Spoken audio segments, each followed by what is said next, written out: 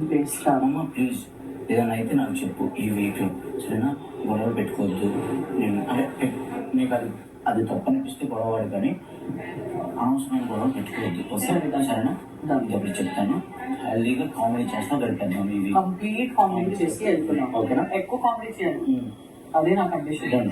అదమ్మే పట్టుకుని ఎక్కువ కామెడీ చేద్దాం. ఓకేనా? అయిపోతే తను అయిపోతుంది. నాకు అసలు అమ్మ కొడుకులు మంచిగా ప్లాన్ వేసుకుంటున్నారు.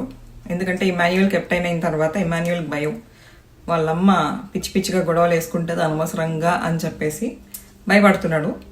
సో అందుకే ఏమన్నా ఉంటే నాకు చెప్పు, ఊరికినే గొడవలు వేసుకోకు అని చెప్తున్నాడు.